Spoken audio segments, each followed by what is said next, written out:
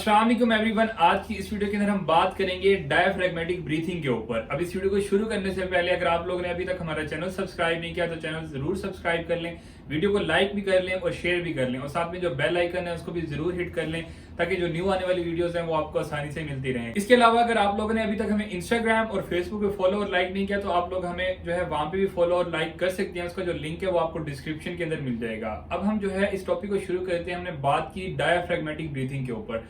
Usually होता है क्या है कि हमने जो है आप लोगों ने थंबनेल पे देखा होगा कि हम लोग जो है सभी जो है गलत पैटर्न से जो है ब्रीथ करते हैं। हमारा जो ब्रीथिंग पैटर्न है वो अडॉप्ट होते होते जो है गलत जो है अडॉप्ट होना शुरू होता है, और इसके से जो है हमारा जो ब्रीथिंग पैटर्न है वो रॉन्ग होना शुरू होता है। अब ये रॉन्ग ब्रीथिंग क्या करती है, आपके जो है रॉन्ग ब्रीथिंग के जो है आपको काफी सारे जो है नुकसान हैं। आपका जो ऑक्सीजन लेवल होता है ब्लड के अंदर वो भी फुली नहीं होती, आपके जो लंग्स हैं वो फुली इन्फ्लेट नहीं करते, उनको जो उनके अंदर जो ऑक्सीजन है या एयर है वो फुली नहीं जाती, और उसकी वजह से क्या होता है कि आपके ब्लड के अंदर भी ऑक्सीजन जो है फुली नहीं जाती।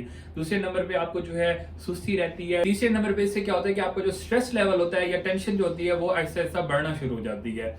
तो आप लोगों ने क्या करनी है, डायफ्रैग्मेटिक ब्रीथिंग करनी है। अब डायफ्रैग्मेटिक ब्रीथिंग को जो है हम देखते हैं कि वो किस तरीके से करते हैं। डायफ्रैग्मेटिक ब्रीथिंग के लिए हमने क्या करना है कि सबसे पहले आप लोगों ने जो एक हाथ है वो अपने चेस्ट पे रखना है और दूसरा हाथ जो है अपनी बैली पे रखना है। अब इसके अंदर जो है यूजुअली हम क्या करते हैं, आप लोग अपने घर के ऊपर अपने जो फ्रेंड्स एंड फैमिली के अंदर भी ये टेस्ट कर सकते हैं कि हम लोग अगर उन्हें कहते हैं कि आप लोग जो है लंबा सांस लेंगे और लंबा सांस जो है लेने के बाद उसको आराम आराम से अपने मुंह से छोड़ेंगे, तो हम जो है किस तरीके से, या जो आपके जो फ्रेंड एंड फैमिली के अंदर जो जिनके ऊपर आप ये एक्सपेरिमेंट करेंगे तो वो किस तरीके से इस सांस को लेंगे, तो उस चीज को पहले देखते हैं। वो इस तरीके से लेंगे।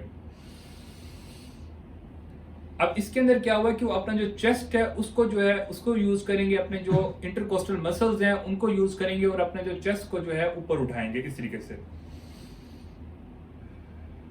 अब ये रॉन्ग पैटर्न है। इसके अंदर क्या होता है कि जो आपके लंग्स होते हैं उनको इन्फ्लेशन के लिए जो जगह मिलती है चेस्ट के अंदर, आपकी जो थोरेसिक केज है उसके अंदर वो बहुत कम मिलती है। जो करेक्ट पैटर्न होता है वो होता है डायफ्रैग्मेटिक ब्रीथिंग। आप लोग जो है उसके लिए क्या करते हैं कि अपनी जो बैली है उसको यूज करते हैं, और जो है सांस लेने के दौरान क्या करते हैं कि आपका जो सांस है वो आपके नाक से जाना चाहिए। आप जो है अपने नोस्ट्रिल से, अपने नोज से सांस लेंगे और अपने जो मुंह है उससे जो है ब्रीथ आउट करेंगे, एक्सहेल करेंगे।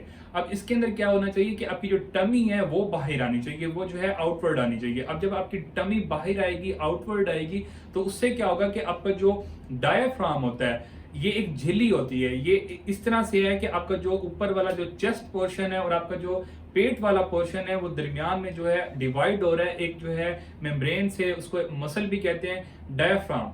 अब ये डायफ्राम क्या होता है, ये हमारे जो है चेस्ट और एब्डोमेन के दरमियान होता है, और इसके ऊपर जो है आपके लंग्स पड़े होते हैं। इस तरीके से आपके लंग्स पड़े होते हैं। जब आपका जो पेट है वो बाहर आता है, जब आपकी टमी बाहर आती है, तो ये जो डायफ्राम है ये नीचे चला जाता है आपके पेट वाले पोर्शन में। जब ये आपकी टमी में जाता है तो लंग्स को एक्सपैंड होने के लिए नीचे भी जगह मिल जाती है। तो हम जो है अगर फुली अपने लंग्स को इन्फ्लेट करना चाहते हैं तो हम जो है डायफ्रैग्मेटिक ब्रीथिंग को जो है अपनी लाइफ का हिस्सा बनाएंगे और डेली जो है इसको प्रैक्टिस करेंगे, सुबह के टाइम भी और शाम के टाइम भी। अब आप लोगों ने एक बात नोटिस की होगी कि योगा के अंदर क्या होता है कि वो ब्रीथिंग पैटर्न सिखा रहे होते हैं। अब वो ब्रीथिंग पैटर्न यही होता है, वो अपने जो ब्रीथिंग पैटर्न होता है बंदों का उसको करेक्ट करने की कोशिश कर रहे होते हैं, ताकि जो लोग हैं उनकी जो ब्रीथिंग पैटर्न अगर करेक्ट होगा तो वो बीमारियों से भी बचेंगे और उनकी जो टेंशन या स्ट्रेस है वो भी कम होना शुरू हो जाएगी। तो इस चीज को प्रैक्टिस करने के लिए आप लोग जो है इसी तरीके से अपना जो एक हाथ है वो अपने चेस्ट पे रखेंगे और दूसरा हाथ जो है वो अपनी बैली पे रखेंगे, और उसके बाद जो है आपने क्या करना है कि अवेयर होते हुए अपना जो सांस है वो अपनी नाक से लेना है, जो है इनहेल करना है, उसके बाद स्लोली इनहेल करना है, और अपना जो है ध्यान रखना है कि आपका जो है बैली बाहर आनी चाहिए इस तरीके से।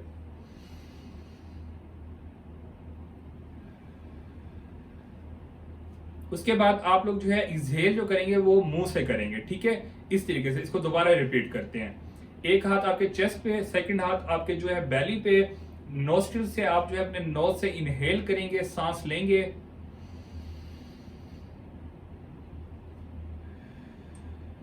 ये थी हमारे पास डायफ्रैग्मेटिक ब्रीथिंग। अब इसके अंदर क्या है कि आप लोग जो है इस चीज को देखेंगे, अपने ऊपर भी अप्लाई करके देखेंगे कि हम लोग भी इसी तरह से करते हैं। अगर हम किसी को कहते हैं कि जोर से सांस लो तो हम इस तरीके से सांस लेते हैं, तो ये रॉन्ग पैटर्न है। इसके ऊपर हम सोशल एक्सपेरिमेंट भी करेंगे इंशाल्लाह नेक्स्ट वीडियो के अंदर, जिसके अंदर आप लोगों को दिखाएंगे कि जो ज्यादातर लोग हैं वो इसी तरीके से जो है रॉन्ग पैटर्न से जो है ब्रीथ करते हैं और ये जो है रॉन्ग है। अब साइंटिफिकली क्या है कि आपके जो प्राइमरी मसल होता है आपकी ब्रीथिंग का, वो आपका डायाफ्राम होता है, जिसके बारे में हमने बात की है। और जो आपके सेकेंडरी मसल्स होते हैं वो आपके इंटरकोस्टल मसल्स होते हैं, जो आपके थोरेसिक जो केज होता है उसके जो मसल्स होते हैं वो।